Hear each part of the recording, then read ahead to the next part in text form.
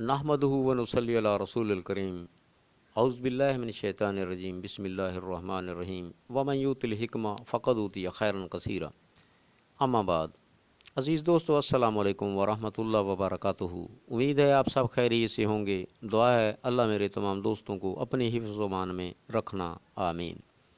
आज मैं एक ऐसी मर्ज़ जो बच्चों, बूढ़ों, नौजवानों, हर उम्र मर्द ज़न को हो जाती है, खांसी। खांसी के इलाज बिलाज़ा के साथ हाज़िर हुआ हूँ। अज़ीज़ दोस्तों, खांसी के इलाज में बहुत बड़ी गलतियाँ की जाती हैं, जिसके नतीजे में मरीज़ खांसी के अलावा बहुत बड़ी बड़ी मुसीबतों में घिर जाता है। इस मर्ज़ के इलाज में अगर अज़ाए रईसा को मद्देनज़र रख कर कि किस अज़म में तहरीक है, किस में तहलील और किस में तस्कीन है, ये समझ कर इलाज किया जाए तो ये एक मामूली अलामत है जो चंद रोज़ा इलाज से गायब हो सकती है। मगर अफसोस ऐसा नहीं हो रहा।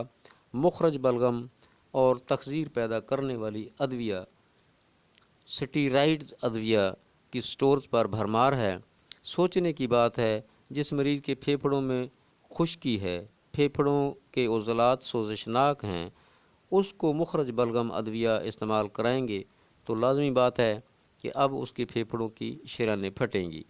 बलगम तो है ही नहीं, इसलिए अब खून ज़रूर आएगा। जब खून आना शुरू हो जाता है तो टीबी का फतवा लगा दिया जाता है कि भाई तुम्हें टीबी है। अब बेचारा मरीज़ लंबे कोर्सों के चक्कर में पड़ जाता है। ये सब कुछ जदीद मेडिकल साइंस का किया धरा है, जो वजूहात नहीं सिर्फ अलामात के गिर्द घूम रही है। अल्लाह मेरे तमाम दोस्तों को इस दरिंदगी से महफूज रखे, आमीन।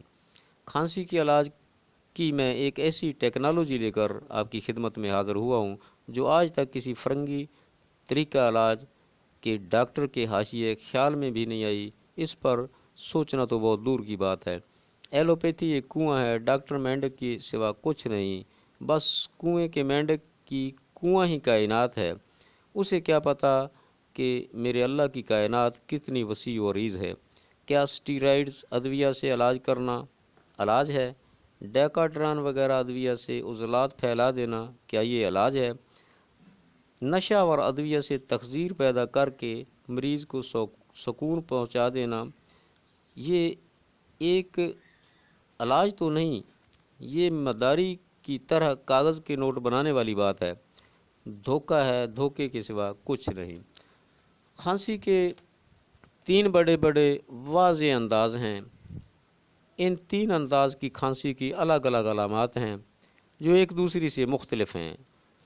यानी नंबर 1 गुद्दी खांसी, जिगर व गदद के फेल में ख़राबी की खांसी। नंबर 2 आसाबी खांसी, दमागो आसाब के निज़ाम के बिगाड़ से रूनमा होने वाली अलामत।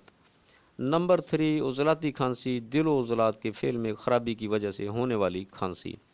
मैं आपकी खिदमत में जिगर व गदद के निज़ाम में ख़राबी की वजह से होने वाली खांसी के चंद अलामतें अर्ज़ करके एक छोटा सा, सादा सा और आसान सा नुस्खा बताऊँगा।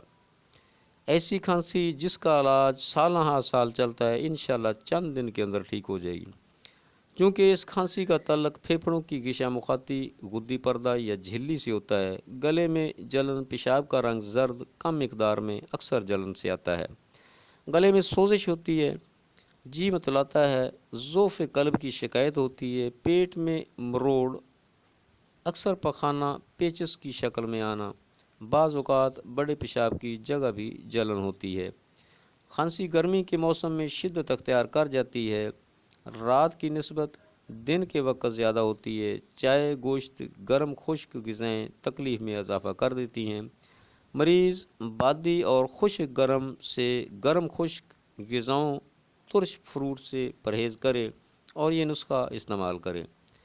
मगज़ बादाम मुकश्शर 60 ग्राम, गूंद कीकर 30 ग्राम, 7 मुलट्ठी 10 ग्राम। तीनों अदविया को बारीक सफ़ूफ बना लें। 1 ता 3 ग्राम रोज़ाना 4 बार। जैसे जैसे अफाका महसूस करें, दुआ का वक्फ़ा ज़्यादा करते जाएँ। ज़्यादा से ज़्यादा 2 हफ़्ता इस्तेमाल करें। हर किस्म खांसी के मुकम्मल कोर्स हमारे पास मौजूद भी हैं। अगर कोई भाई दोस्त कोई दवाई तैयार ना कर सकता हो, वो मंगवा भी सकता है। उम्मीद है हमारी वीडियो आपको पसंद आई होगी।